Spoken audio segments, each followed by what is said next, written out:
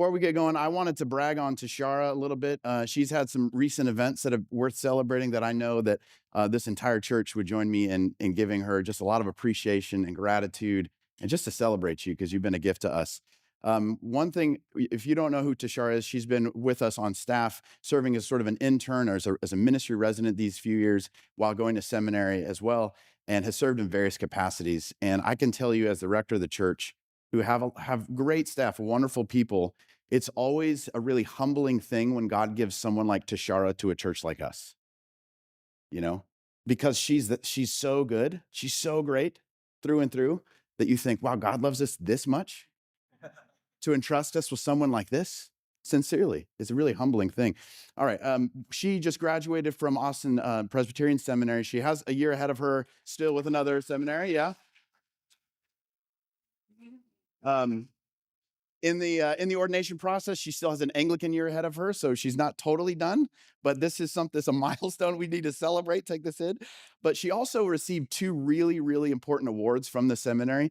First of all, one that will not surprise you at all if you've ever heard her preach, a preaching award, the King Preaching Award with distinction. So this is a really big deal. And we're all like, yeah, no duh. That would be foolish to not give her that award. But also the David L. Stitt Fellowship, which is the highest award given to any seminarian at Austin Presbyterian Seminary for her character, ability, and her personality. This is like the valedictorian.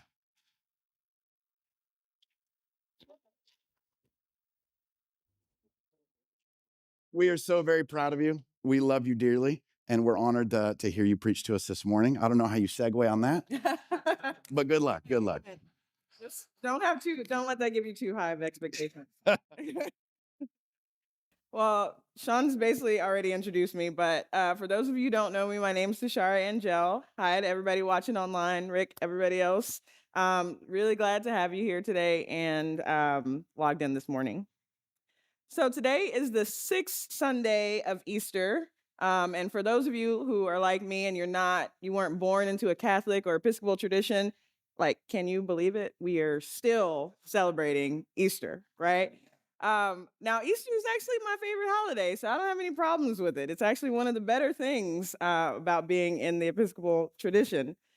We have 7 full weeks of this joyful season to celebrate this fresh start that we get because of the incarnation, death, burial, and resurrection of Jesus. The Jesus who saved back then and continues to save today. The Jesus who liberated back then and continues to liberate folks today. The Jesus who transformed lives back then and continues to transform our lives today. And he did all that in this weird, unconventional way, in a way that really nobody expected. Now, first century Jews, they knew a savior was coming. In fact, they expected him to come. They just didn't expect him to come the way he did. They expected a fierce warrior, but instead they got this helpless baby.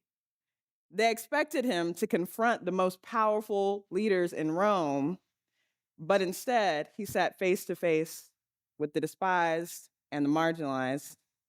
They expected him to wield a sword and tear down this Roman Empire brick by brick, but instead he was murdered, crucified on a cross. And that's how he brought salvation. He didn't need the battle experience. He didn't need the confrontation. He didn't need the sword. He didn't need what they thought he needed to save. In our gospel reading for today, we find Jesus doing another unconventional and unexpected thing. We read about a man who's in need of healing and salvation. In John chapter 5, it says that Jesus had made his way to Jerusalem for a festival when he walked by the pool of Bethesda. According to archaeologists and Bible scholars, this pool was likely a Jewish mikveh. So a Jewish mikveh is a pool where essentially Jewish people would go, and they're still around today, they go and they take a ritual bath to be purified before they could enter the temple. In addition to this, some people believe that these pools had some sort of healing power. And if you got into the water just as it stirred, you would be healed and made well.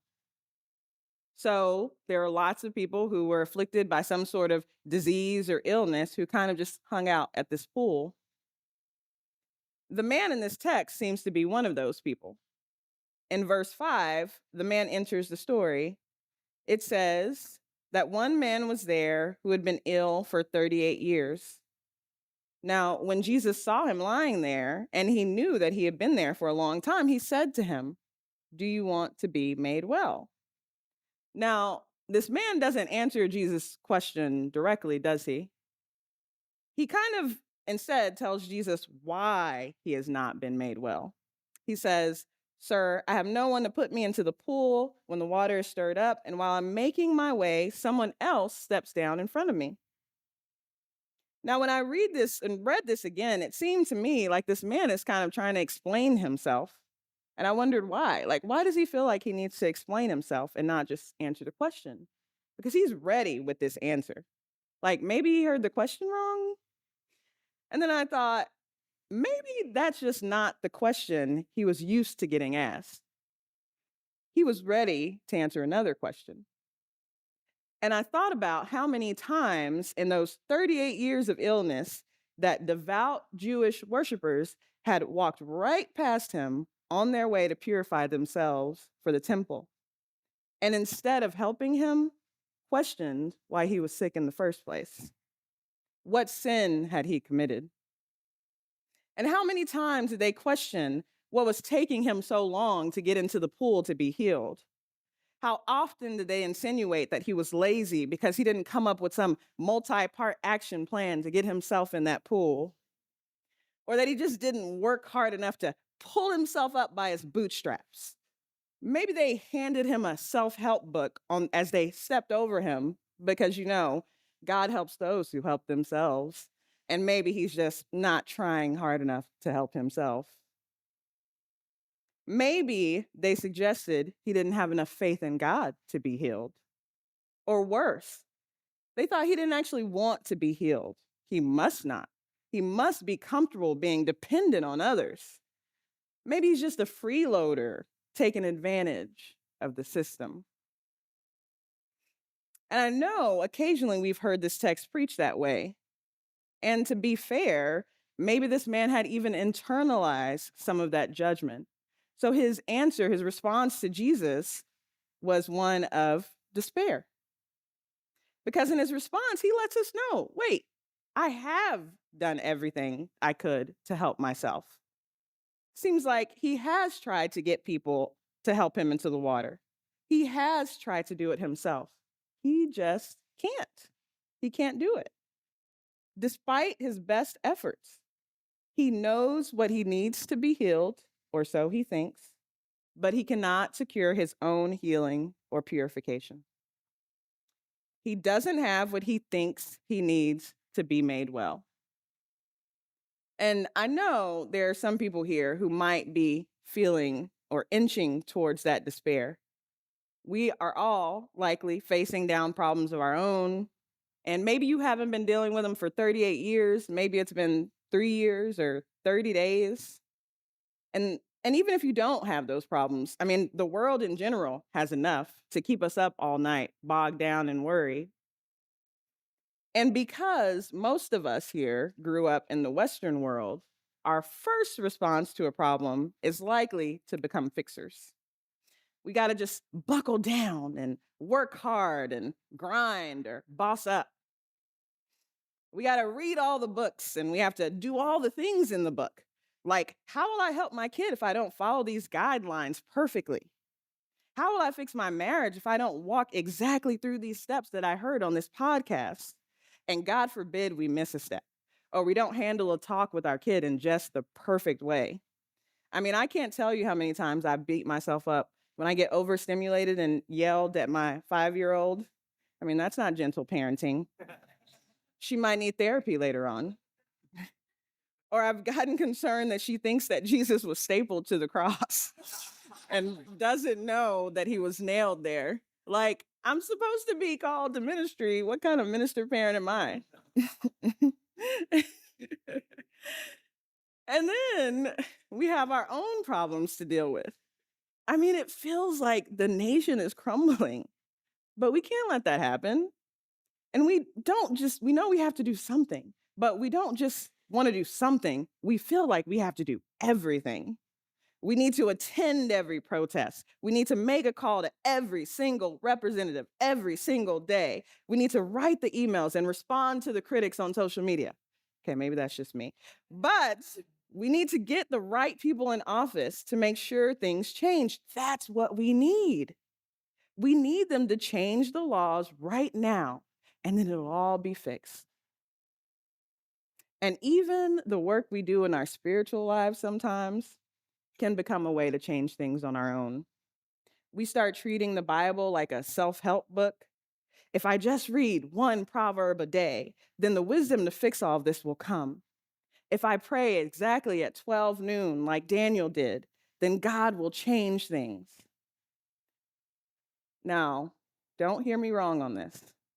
I'm not saying there's anything wrong with any of those things, or that studying the Proverbs or looking to the Bible for guidance is wrong.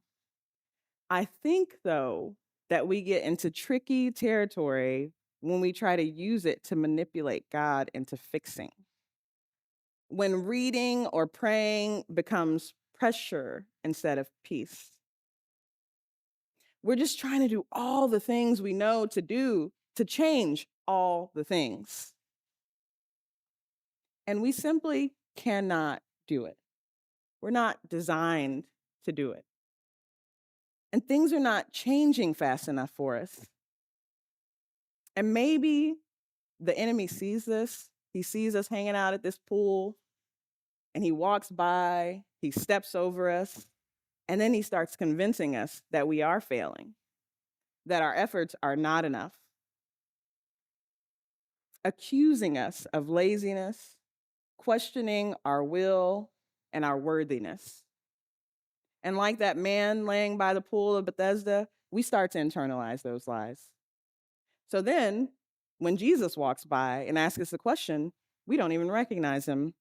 And we respond to him like he's the accuser, regurgitating to him not what we want for the future, but our failures. I just want to remind you, though, in the text, Jesus doesn't seem to be bothered by any of this man's efforts or their lack thereof. In fact, Jesus doesn't ask any follow-up questions at all. He didn't ask how he ended there in the first place or what he'd already tried himself. He didn't ask him how much he read from the Torah or how often he prayed. He didn't ask him to just have a little more faith and then I'll heal you. No. Jesus simply tells the man to stand up, take up his mat, and walk. In other words, just go about your life. Do the normal things. Relax. Be at peace. And the man did just that. And when he did, he was made well. This man didn't need to work harder to get into the pool to be healed or to be purified. He just needed the presence of Jesus. Jesus was the healer. Jesus was the pool. Jesus was the purifier. Jesus was his salvation. And he saved that man in a way that he never expected, in a way he couldn't have even imagined at that pool. And sometimes for us, when things start to get dark and when circumstances start to spiral out of our control, when we exhaust ourselves and we start to lose our peace and joy, we're doing all the things to fix all the problems to no avail. We find ourselves stuck in despair beside that pool of Bethesda. We get stuck thinking there's only one way to fix this problem. There's only one way to get out of this mess that we're in. We have this grand vision of how we think things should go, and we believe that's the only way. We forget about the expansive grace of God, how creative the Spirit of God is, how the Spirit of God moved over the face of the waters, how he created every single thing you see in this world. We forget it. And we need Jesus to walk by and remind us, to liberate us from that prison of despair beside that pool. That's also what happens to Paul in today's Acts reading. God liberates him from this linear way of thinking, and he expands his imagination for what can be. Y'all know I couldn't not preach this, right? Okay, sorry. In Acts 16, Paul is working at breakneck speed to spread the gospel. And his plan is to go to Asia. But it says the Spirit of Jesus blocks them from following that plan. And then in verse 9, Paul has his vision of this man in Macedonia. He's pleading with them to come and help. So Paul's convinced. He's like, God is calling me to preach the good news in Macedonia. I got to find this man. Because of this vision, Paul likely thought that this is the man that was going to spread the gospel in Macedonia. This is the one. So when Paul gets there, he's looking for him. He's looking for a synagogue too. He's like, where's the synagogue? Where's this man? Let's go. And he doesn't find one. He doesn't find a synagogue. Instead, he finds a place of prayer. And then he's looking for this man, but verse 13 says, and we sat down and spoke to the women who had gathered there. I'm sorry. They spoke to who? Who did they speak to? Because I got to hear it from y'all. They spoke to the women, not the women. So who Paul finds in Macedonia is not this man that he expected from his vision. He finds a group of women. And in that group includes Lydia, the independent girl boss who runs her own business and apparently her own household. And God does something unexpected again. He opens Lydia's heart, and she and her household are baptized. So she becomes the first recorded European convert to Christianity. And because Lydia was wealthy and owned her own house and had connections in the city, probably because of her business, and she could probably raise money really well from wealthy connections, she ends up basically being the first church planter in Macedonia. So yeah, Paul had a vision of a man in Macedonia that he thought would spread the gospel, but that vision was too small for God. God didn't need what Paul thought he needed to move forward. He didn't need a synagogue, and he didn't need a man. And he had to show Paul that his grace was so much more expansive. And I think that God is trying to show us that too today, friends. Things might be looking really scary and really hard right now. And you might be thinking, there's really only one way out of this. I can't figure this out. And you're trying to fight tooth and nail to make that one way happen. You're losing sleep and you're losing peace. But we don't have to do that. We can rest. And before anyone thinks it, this is not a call to do nothing. It's not a call to sit on our hands or to ignore our problems and pretend like they don't exist. This is a call to rest in Jesus and to listen for the voice of the Spirit, knowing that our God is a God of endless possibilities and endless solutions, knowing that He can change things outside of the rules. He can change things even when no one is willing to help you, and even when somebody jumps in front of you and blocks your way. He can change things. He doesn't need the pool. God always has a back door. He always has a workaround. He always has a cheat code. Now, and throughout history, God has guided his people to incredibly creative solutions to problems, even in the most harrowing of situations. These leaders didn't need what folks told them they needed to liberate God's people. I mean, Harriet Tubman, she didn't need the government to make slavery illegal to free enslaved folks in the United States. She said that God gave her visions and guided her around potential captors to lead over 70 people to freedom. Corrie ten Boom, she didn't need the Nazi occupation to end to save the lives of hundreds of Jewish people during the Nazi occupation of the Netherlands. Motivated by a relationship with God, she resisted Nazi persecution and worked with the Dutch resistance movement to hide Jewish people from arrest and deportation. She saved an estimated 800 Jewish lives. These women simply leaned on Jesus, the ultimate source of salvation. And friends, as we inch toward the end of the Easter season with Resurrection Sunday further and further back in the rear view, be at peace, knowing that Jesus alone is the source of salvation. Not ourselves, not our own abilities, not a podcast, not a politician, a pastor, or pool. Only Jesus. He didn't need what first century Jews thought he needed to save and to deliver.